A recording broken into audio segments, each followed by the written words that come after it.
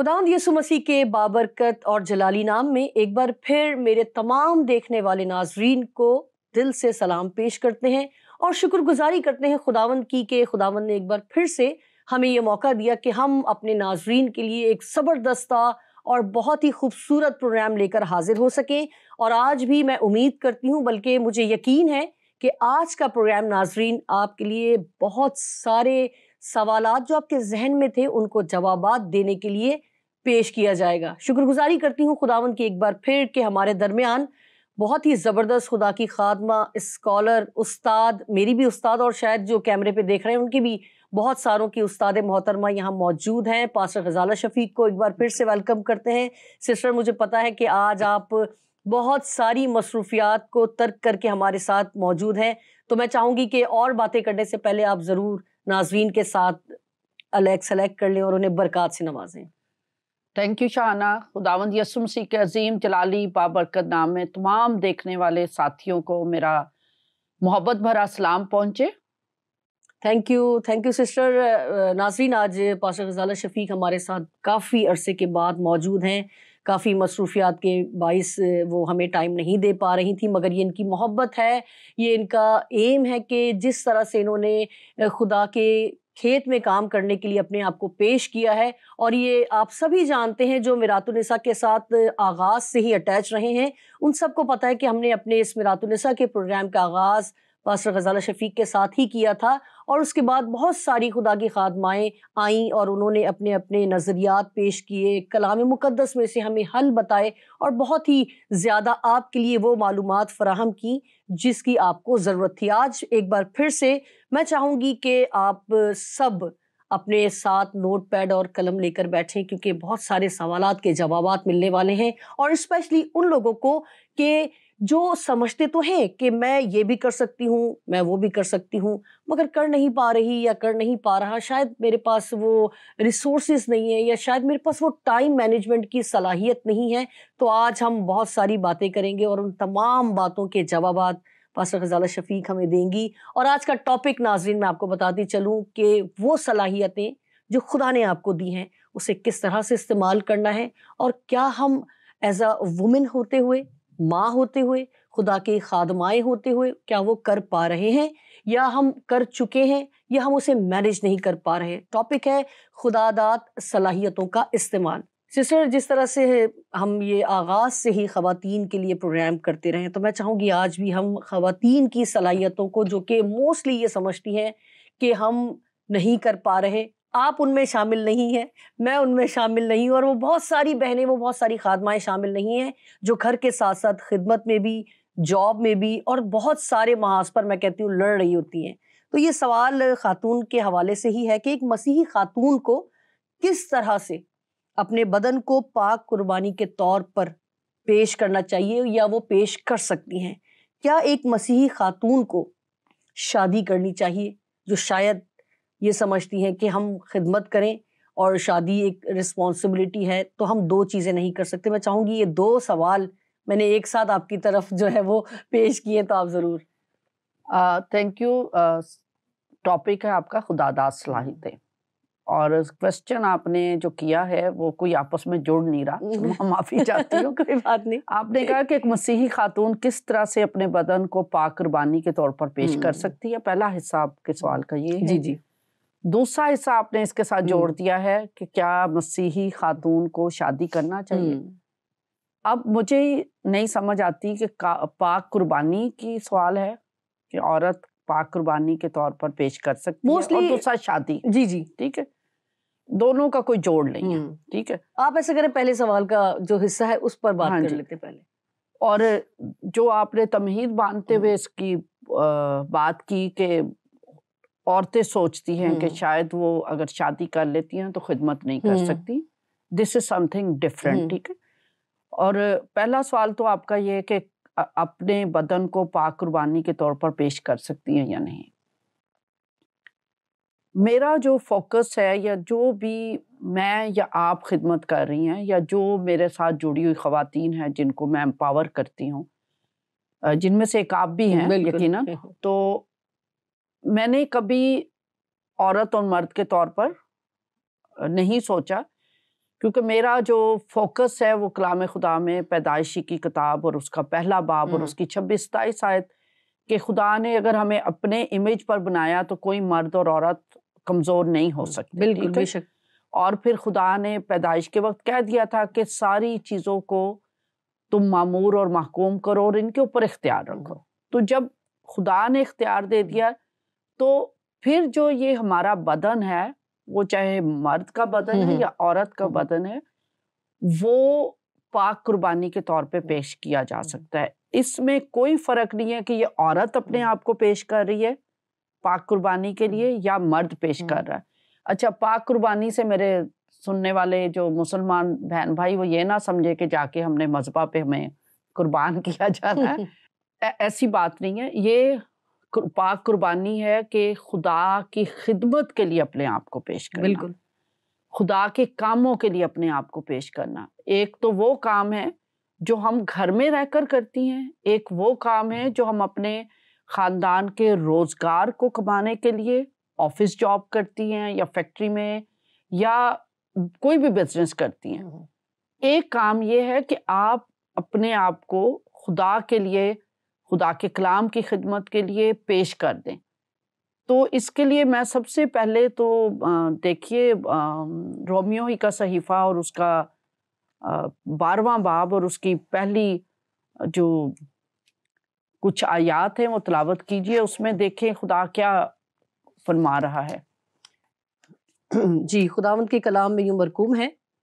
پہلی آیت, پس اے بھائیو میں خدا کی رحمتیں یاد دلا کر تم سے التماس کرتا ہوں کہ اپنے بدن ایسی قربانی ہونے کے لیے نذر کرو جو زندہ اور پاک اور خدا کو پسندیدہ ہو, یہی تمہاری معقول عبادت ہے. آمین. شکریہ. اچھا یہاں پر جو اردو میں ترجمہ بھائیوں سے مطلب صرف مرد نہیں ہے. یعنی یہ جو اصل زبان ہے اس میں جب بھی مخاطب کیا گیا تو وہ الفاظ استعمال کیے گئے جو نیوٹر ہے, یعنی جو دونوں کے لیے استعمال کیے جا سکتے مرد اور عورت کے لیے. تو یہاں پر خدا کا بندہ پولس رسول تمام لوگوں کو مخاطب ہو کر کہہ رہا ہے کہ اپنے بدن ایسی قربانی ہونے کے لیے پیش کرو اور یہی تمہاری معقول عبادت ہے. یعنی ایک ایسا طرز زندگی یا ایک ایسا ہم سے لائف سٹائل ایکسپیکٹ کیا جا رہا ہے, توقع کی جا رہی ہے جو عبادت کا درجہ رکھے. عبادت صرف یہ جو سرٹن رسومات ہیں کہ چرچ میں بیٹھ کر دعا کر لینا, چرچ میں بیٹھ کر بائبل پڑھ لینا یا گھر میں بیٹھ کر بائبل پڑھ لینا, خدا کی پریز کر دینا, عبادت یہی نہیں ہے. آپ کا جو ضابطۂ حیات ہے, زندگی گزارنے کا جو طریقہ ہے وہ بھی عبادت کا درجہ رکھتا ہے. تو اس میں آپ پوچھ رہی ہیں کہ مسیحی عورت کس طرح اپنے بدن کو پیش کر سکتی ہے. تو اس میں کوئی الگ سے فلسفی نہیں ہے, الگ سے کوئی ایسی چیز نہیں ہے کہ جی عورتوں کے لیے یہ اصول ہیں تو ایسے کریں گی تو عورت یہ کر سکتی ہے. اور جو ضابطۂ حیات ہے یا جو پاکیزگی ہے یا جو اوڑھنے بچھونے سے زیادہ تر لوگ جو ہم لباس پہنتے ہیں اس سے زیادہ تر لوگ جج کرتے ہیں انسانوں کو کہ اس کی زندگی کیسی ہے. اچھا اب لباس کا بھی یہ, اگر ہمارا جو معاشرہ ہے اس میں اگر ہم ایسا لباس پہنتے ہیں, بالخصوص دوپٹے کا استعمال یا سر کو ڈھانکنا یہاں پر نہ کریں تو بہت تنقید کا نشانہ بنایا جاتا ہے. لیکن وہی جو انٹرنیشنلی یا دوسرے ممالک میں لوگ ہیں وہ ان کا جو معاشرتی لباس ہے وہ دوپٹہ نہ بھی لیں, وہ چرچ میں جاتے عبادت کرتے, وہاں ان کو کوئی تنقید کا سامنا نہیں کرنا پڑے گا. تو ہمیں یہ دیکھنا ہے کہ ہم کس معاشرے میں ہیں, اس کے مطابق ہمارا جو لباس ہے وہ بےہودہ نہیں ہونا چاہیے. یعنی آپ کے جسم کی نمائش نہیں ہونی چاہیے. آپ نے اچھا میک اپ سے کبھی نہیں کلام منع کرتا. میں تو ہمیشہ کہتی ہوں جب آپ جنت کا نظارہ آپ پڑھتے مکاشفہ میں جہاں جیزس نے ہونا ہے, خدا باپ نے ہونا ہے, فرشتوں نے ہونا ہے, تو وہاں پہ اتنی خوبصورتی کا بیان ہے. تو اگر خدا ہر چیز میں خوبصورتی دیکھتا تو اپنی جو پرائم امپورٹنس جس کو اس نے دی ہے وہ انسان ہے، تو اس کو بھی خدا میلا کچیلا نہیں دیکھنا چاہے گا، اس لیے ہمیشہ اچھے دکھ کر، اچھا پہناوا پہن کے، اچھا اپنے آپ کو سنوار کر ہمیں خدا کے پاس جانا چاہیے۔ پہناوا ایسا ہونا چاہیے جس میں آپ کا جو ہے بدن کی نمائش نہیں ہو، پاکیزہ لباس ہو، اور اس کے ساتھ ساتھ سب سے بڑھ کے آپ کا لباس بھی پاکیزہ ہو، پھر آپ کی حرکات، آپ کا عمل، آپ کی جو گفتگو ہے وہ بھی شستہ ہونی چاہیے۔ آپ کو پتہ ہے کہ کوئی لوگ ہاتھ پہ ہاتھ مار کے اور اونچا اونچا ہنس کر اور فضول باتیں، یہ ساری طرز زندگی ہے کہ آپ کی گفتگو بھی نپی تلی ہونی چاہیے، آپ کا کردار بھی باحیا ہونا چاہیے، آپ کے کام بھی وہ ہونے چاہیے۔ یہ طرز زندگی ہے۔ طرز زندگی صرف چرچ کے اندر 1-2 گھنٹے جو عبادت کرنی یا کروانی وہ طرز زندگی نہیں ہے، وہ that is only small portion of your life, ٹھیک ہے؟ بالکل۔ اس پورشن کا جو افیکٹ پوری زندگی میں یا روزمرہ کی زندگی میں وہ دکھنا چاہیے۔ تو کیسے وہ جو کوئی بھی خاتون ہے وہ جب اپنے آپ کو اس ضابطے پر ڈھال لیتی ہے جو خدا کو پسندیدہ ہے تو وہ عبادت کا درجہ بن جاتا ہے۔ تو اس وجہ سے میں ہمیشہ خواتین سے کہتی ہوں کہ بائبل آپ کو میک اپ سے نہیں منع کرتی، بائبل نہ زیور پہننے سے منع کرتی، لیکن زیور یہ بھی تو ہو سکتا ہے کہ آپ ابھی مجھے ایک خادمہ وہ نئی بنی تھی تو مجھے کہتی ہے کہ میں نے یہاں پر وہ پیئرسنگ کروانی ہے، یہاں پر اور یہاں پر کروانی ہے اور ناک میں کروانی ہے۔ تو میں نے کہا میں نے تو آپ کو یہ تعلیم نہیں دی، کیونکہ یہ چیزیں ساری ہمارے معاشرے میں بےہودہ سمجھی جاتی ہیں اور نامناسب سمجھی جاتی ہیں، اور جو اچھے کردار کی نئی خواتین تو وہ اس طرح کے پہناوے پہنتی ہیں ہمارے یہاں پر۔ تو اس وجہ سے ہمارا ایک تو پہناوا وہ ہونا چاہیے جو پاکیزہ ہو، اور دوسرا ہمارا کردار پتہ ہو کہ یہ نہ شراب پینے والی ہے، نہ کسی کو دھوکہ دینے والی ہے، نہ کسی کے ساتھ ناجائز کرنے والی، یہ سب طرز زندگی میں آتی ہیں۔ اور جب آپ اس معیار پہ پہنچ جاتے ہیں کہ آپ کو دنیا بھی جج کرے تو آپ کو بے عیب پائے، اور آپ کا خداوند پاک روح بھی آپ کو جج کرے، آپ اسے دلیری سے کہہ سکے کہ مجھے جانچ اور مجھے پرکھ، تو میرا اٹھنا بیٹھنا جانتا ہے۔ تو جب اس لیول پہ ہماری مسیحی خواتین جو خاص طور پہ خدمت کے لیے آنا چاہتی ہیں، انہیں ان ساری چیزوں کو دیکھنا ہے۔ دیکھنے کے بعد اگر وہ اس معیار پہ آتی ہیں، پھر آپ کہہ سکتی ہیں کہ یہ میری پاک قربانی ہے، میں اپنے جسم کو قربان ہونے کے لیے پیش کر رہی ہوں۔ اس کے لیے قربانی کیا ہے کہ آپ کو بہت سی چیزیں چھوڑنا بھی پڑتی ہیں، آپ کو بہت سے محفلیں چھوڑنا پڑتی ہیں، بہت سے کھانے شاید آپ اس طریقے سے نہیں کر سکیں جیسے دوسرے لوگ کرتے ہیں۔ ہر چیز میں آپ کو محتاط ہونا ہے، اپنے رویوں سے، اپنی گفتگو سے، اپنے کردار سے، اپنے پہناوے سے۔ تو مسیحی خادمہ بالکل پیش کر سکتی ہے، اور پھر جب اگر ان ساری چیزوں پہ ہم خود چیک کرنے کے بعد خدمت کے لیے آئیں گے تو پھر یقیناً خدا کہے گا کہ معقول عبادت کا درجہ آپ کی زندگی رکھتی ہے۔ سسٹر ابھی آپ جو بات کر رہی تھی کہ اگر اس طرح سے ہم وہ خواتین جو خدمت کرنا چاہتی ہیں ان کرائیٹیریاز کو کور کرتی ہیں اور کچھ چیزوں کو چھوڑتی ہیں، کچھ کو اپناتی ہیں، تمام مطلب اپنی طرز زندگی تبدیل کرتی ہیں، تو وہ عبادت کروا سکتی ہیں اور خدمت بھی کر سکتی ہیں۔ مگر بہت سارے چرچز میں، آپ تو خیر ان گنت چرچز میں گئی ہوں گی، مگر موسٹلی آپ کا تجربہ رہا ہوگا کہ عورتیں وہاں پر کم خدمت کرتی ہیں۔ زیادہ تر آپ کو میل حضرات خدمت کرتے ہوئے، اسپیشلی پاک شراکت دیتے ہوئے یا نکاح کرواتے ہوئے یا جنازہ پڑھواتے ہوئے، تو خدمت کرنے کے لیے تو بہت ساری خواتین چاہتی ہیں، اور شاید ایسی بہت سی ہوں گی، بلکہ یقیناً ہوں گی جنہوں نے ان کرائیٹیریاز کو پورا کیا ہوگا۔ اس حوالے سے آپ کیا کہیں گی ان چرچز کے لیے یا ان خادم جو حضرات وہاں پر خدمت کر رہے ہیں، تو ان کے چرچ میں بھی ایسی ہوں گی خاتون جن خواتین؟ کی جی دیکھیں یہ کلچرل چیزیں ہیں، ٹھیک ہے، اور انفارچونیٹلی چرچ نے بھی عورت کے ساتھ وہی رویہ رکھا ہے جو معاشرے نے رکھا ہوا ہے.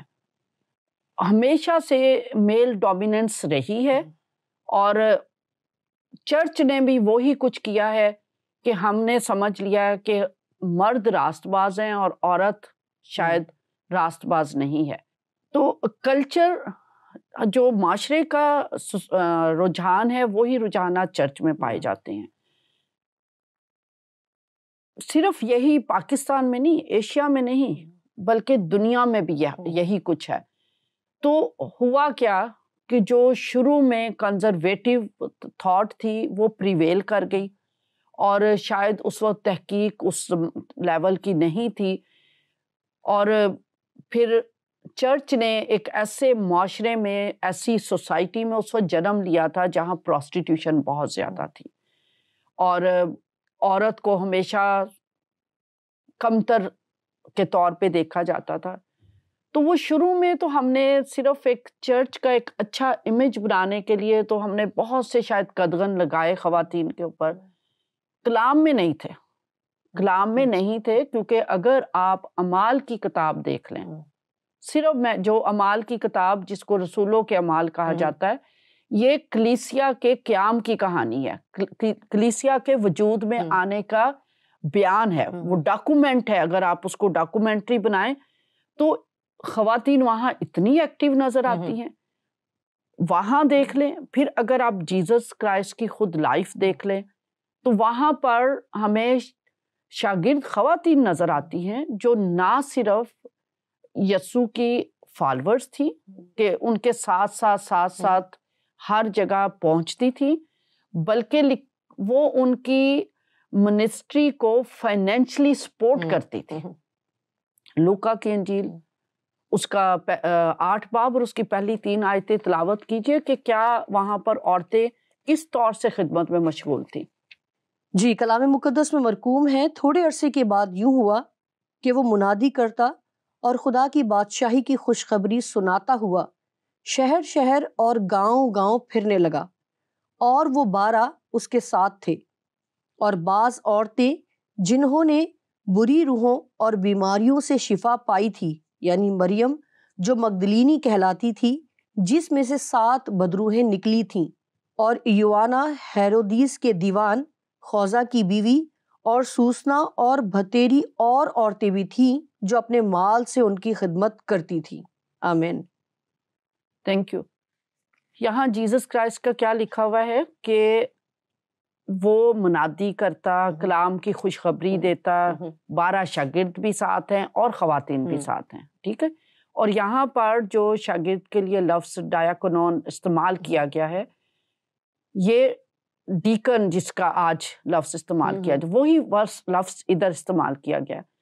تو جیزس نے تو کبھی منع نہیں کیا، چاہے وہ تھیولوجیکل انڈرسٹینڈنگ ہو، چاہے وہ سوشل ان کے ساتھ انٹریکشن ہو، چاہے وہ ان کی فائنینشیل سپورٹ منسٹری کے لیے. یہ خواتین کا ذکر ہے، کافی بتھیری خواتین لکھا. جی جی بالکل. So many. اچھا، اب یہ خواتین فائنینشیلی منسٹری کو سپورٹ کر رہی ہیں اور اس کے ساتھ ٹریول بھی کر رہی ہیں. ہم کسی خاتون کو دیکھنا ہی نہیں چاہتے. یسوع مسیح کا رویہ یہ نہیں تھا، شاگردوں کا رویہ یہ نہیں تھا. آپ اعمال کی کتاب ہی میں دیکھ لیں، یہ ایک مریم مگدلینی کا ذکر یہاں پر آپ نے بائی نیم اس کو مینشن کیا گیا. 12 بار اس کا نام اناجیل میں ہے، 12 ٹائمز. شاید اتنی بار وہ شاگردوں کا نام بھی، کئی شاگردوں کا نام اتنی بار نہیں آیا ہوگا جتنی بار مریم مگدلینی کا نام آیا. اور ان خواتین کے بارے میں کیا، یہ پوزیس تھی، ڈیمنز تھے اس کے اندر، لکھا ہوا ہے کلام خدا میں. یہ بیماریوں سے جب شفا پا گئی تو وہی کہانی ختم نہیں ہو گئی، انہوں نے منسٹری کو جوائن کر لیا، یسوع مسیح کے ساتھ خدمت کو جوائن کر لیا، اور یہ شہروں میں، گاؤں میں، دیہاتوں میں ٹریول کرتی رہی ہیں ساتھ. آج کہاں جب پروگرام بنائے جاتے ہیں صرف مردوں کے پروگرام بنائے جاتے ہیں. تو آپ کا سوال یہ ہے کہ وہ خدمت تو کرنا چاہتی. میں تو کہتی ہوں چرچ میں اتنے مرد نہیں ہوتے جتنی خواتین ہوتی ہیں. لیکن خواتین کو شاید پادریوں کے ذہنوں میں یہ آ گیا کہ یہ صرف بچے پیدا کرنے کی مشین ہے, روٹی پکانے کے لیے ہیں یہ. میں اس دن یہ 1 یا 2 دن پہلے کی بات ہے کہ مجھے گھر سے جانا تھا کام کے لیے, اور رات کا ٹائم تھا, جو کرسمس ریلی نکل رہی اس کی پریپریشنز کے لیے ہم مختلف علاقوں میں جا رہے. تو صبح سنڈے تھا, سنڈے والے دن میری کام والی خاتون نہیں آتی. تو نکلنے سے پہلے میں کچن میں گئی, میں نے سارے برتن دھونا شروع کر دیے. تو وہ جو خواتین ساتھ تھی وہ اندر کچن میں آئیں, اچھا آپ بھی برتن دھوتی ہیں؟ میں نے کہا میں بھی ایک خاتون ہوں, میں بھی برتن دھوتی ہوں, میں بھی صفائی کرتی ہوں. لوگ سوچتے ہیں کہ اگر یہ باہر نکلتی ہے تو شاید یہ کام نہیں کرتی. میں تو چرچ میں جانے سے پہلے کئی دفعہ میرے ہسبینڈ سنڈے کو نکلنے والی ہوں گی, پاؤں تو دبا جاؤ, میں پاؤں دبا کے آتی ہوں اپنے ہسبینڈ کے. مجھے کوئی شرم نہیں ہے, کوئی آر نہیں ہے. آپ کے اندر جو ابیلٹیز ہیں, کیا آپ نے صرف پاؤں دبانے تک اپنی ابیلٹی کو رکھنا ہے؟ اور کتنا آپ کا شوہر آپ پہ اعتماد کرتا ہے, کتنا آپ انکریج ہوتی ہیں. یہ تو میں حیران ہوں کہ بائبل مقدس ایک فرق رخ دکھاتی ہے ہمیں. اور آج کے جو پادری صاحبان, بشپ صاحبان, کلیسیاں ہیں, وہ ایک بالکل فرق رخ دکھا رہے ہیں کہ جی عشائر بانی عورت نہیں دے سکتی. میں شاید یہ آپ کے لیے خوشی کی بات ہوگی, آپ آڈینس کے لیے, آپ کو تو شاید پتہ ہی ہے کہ میں پاکستان کی پہلی خاتون پاسٹر رجسٹرڈ ہوئی ہوں سید گورنمنٹ کے ساتھ. میں نے اپنے آپ کو رجسٹرڈ کروایا کہ میں پورے سیکرامنٹس ادا کر سکتی ہوں. تو نہ خواتین پیش کر سکتی ہیں, خود کو پیش نہیں کرتی, اور مرد حضرات موقع دینے سے کتراتے ہیں, اور ہم اس طور سے ڈیڈیکیٹ ہوتی نہیں ہیں کہ ہم نکل سکیں. دونوں طرف ہے, ایک وہاں سے ڈسکریجمنٹ ہے, اور ایک ہم خواتین نے بھی سمجھ لیا کہ ہم نے ٹی وی دیکھنا ہے, ہم نے بچے پیدا کرنے, روٹی پکانی ہے, دیٹس آل. مگر سسٹر یہاں پر ابھی جو آپ نے بات کی بڑی زبردست, کہ وہاں سے بھی آپ کو ڈسکریج کیا جا رہا ہے, اور یہاں سے بھی آپ اپنی دوسری دنیاوی مصروفیات میں اپنے آپ کو انہوں نے کہوں گی کہ بالکل ہی محدود کر لیا ہے. تو یہاں پر انکریج کرنے کے لیے ایسے بہت سے تجربات میری لائف میں بھی ہوئے ہیں, اور آپ کی تو خیر انگنت ہوں گے, اور سننے میں بھی آئے ہوں گے کہ جب کوئی آگے آنے کی کوشش کرتا ہے, جیسے اگر میں اپنی بات کر لوں کہ اب میں اگر ورشپ کر رہی ہوں تو اندر سیاست, آپ کو پتہ ہے ہر چرچ میں ہوتی ہے سیاست. اس قدر لوگ, حالانکہ کوئی ہاتھ نہیں ہے میرا, میں نے جانا ہے, بیٹھنا ہے اور ورشپ کرنی ہے, کلام سننا ہے سب کو, آخر میں اٹھ کے پاسٹر کو خدا حافظ کہہ کے نکلنا ہے. بہت پرانی بات میں آپ سے شیئر کر رہی ہوں اپنے تمام آڈینس کے ساتھ بھی. اب میری آنکھیں بند ہیں اور میں بیٹھی ہوئی ہوں, اور مائک میرے آگے رکھا ہے, اور جب میری آنکھیں کھلتی ہیں تو مائک ہٹا لیا جاتا ہے. اب جیسے ہم ملتے ہیں ایسی بہنوں سے جو بہت اچھی گفتگو کرتی ہیں اور کلام پاک کی رہنمائی سے کرتی ہیں, مگر انہیں جو ہے کلام سنانے کا موقع نہیں دیا جاتا. بات تو وہی آ گئی کہ اگر لیڈر ان کو نہیں دے رہا موقع اور وہ بھی نہیں نکل رہی, تو اس صورتحال میں کیا کیا جائے؟ دیکھیں شاہانہ, بالکل صحیح بات آپ نے کی کہ ڈسکریجمنٹ مجھ سے زیادہ تو اس کا کوئی وکٹم نہیں بنا ہوگا نا. اور ابھی آپ کو پتا ہے کہ پاسٹر ماریہ خان جو ہمارے ساتھ خدمت کر رہی ہیں, اس کے اپنے بھائیوں نے اس کی کریکٹر اسیسینیشن شروع کر دی. بہت سی تکلیفیں اس نے دیکھی, لیکن کیونکہ وہ میرے ساتھ تھی, کورٹ کچہری تک جانا پڑا, اور وہ فرم رہی, اس نے خدمت نہیں چھوڑی. مجھے پتا ہے کہ بہت عورت کو بہت زیادہ تکلیف کا سامنا کرنا پڑتا ہے, لیکن پھر میں بائبل سے ہی دوبارہ لوگوں کا دھیان دلانا چاہوں گی کہ خدا را بائبل میں دیکھ لیں کہ عورتیں کہاں سے شروع ہوئیں, کہ بدرو گرفتہ ہیں, بیمار ہیں, جب شفا پا گئی جیزس کے ساتھ لگ گئی, اور ان کا ساتھ صرف یسوع کی زندگی تک نہیں رہا بلکہ وہ صلیب کے نیچے کھڑی رہیں, پھر صلیب سے قبر تک وہ ساتھ چلتی رہیں. قبر پر بھی واحد گواہ جو تھی وہ خواتین تھی. اچھا, پھر وہاں سے چل کے جب سارے شاگرد چھوڑ کے چلے گئے، صرف خواتین رکی رہی، قبر کہاں رکھا گیا اس کو، قبر کی گواہ بنی. پھر جب سب شاگرد ڈر سے، یہودیوں کے ڈر سے دروازے بند کر کے بیٹھے تھے، کون تھا سب سے پہلے اندھیرے میں صبح اٹھتے ہی ایسی تلخ انوائرمنٹ میں جہاں لوگ خوف زدہ تھے اپنے آپ کو جیزس کے ساتھ آئیڈینٹیفائی کرنے میں، وہ پھر صبح اٹھی اور سب سے پہلے قبر پر پہنچی اور سب سے پہلے مسیحا کے جی اٹھنے کی گواہ بنی، اس کا دیدار کیا، اس کو سجدہ کیا. لائک یہ رویے بار بار بات کرنے کی ضرورت ہے. خدا نے ہمیں بلیس کیا ہوا ہے، ہمیں اس بلیسنگ کو دنیا کی باتیں سن کے برباد نہیں کرنا، بلکہ ہمیں اسے نکھارنا ہے اور آگے بڑھنا ہے. Thank you so much sister. ناظرین آپ کے سامنے ایک سوال کیا تھا اور اسی میں سے ہی 2 سوال ہم نے جنریٹ کیے اور اسی پر بات کی، مگر سب سے امپورٹنٹ بات کہ جو خدا نے واقعی آپ کو صلاحیتوں سے میں کہوں گی مالا مال کیا ہوا ہے، صرف اسے پہچانے. اور اگر آپ جانتے ہیں کہ یہ صلاحیتیں مجھ میں ہیں مگر شاید آپ کو ایسے ذرائع نہیں مل رہے، شاید آپ کو وہ وسائل مہیا نہیں کیے جا رہے، شاید وہ سچویشن، وہ سرکمسٹینسز ویسے نہیں ہیں، تو صرف آپ خدا سے دعا کریں. خداوند تمام راستوں کو کھولنے کی قدرت رکھتے ہیں اور وہ آپ کے لیے وہ راستہ، وہ پرپٹ، وہ چرچ، وہ جگہ مہیا کریں گے جہاں پر واقعی آپ کی خدمت کی لوگوں کو ضرورت ہے. اسی دعا کے ساتھ کہ اپنی صلاحیتوں کو پہچانیں، اپنی خدمت کے توڑوں کو پہچانیں اور اس پر کام کرنا شروع کریں. جہاں رہیں خوش رہیں، صحت مند رہیں اور ہمیں اپنی دعاؤں میں یاد رکھیں. پھر ملیں گے اسی پروگرام کو کنٹینیو کرتے ہوئے. اجازت دیجیے. خدا حافظ.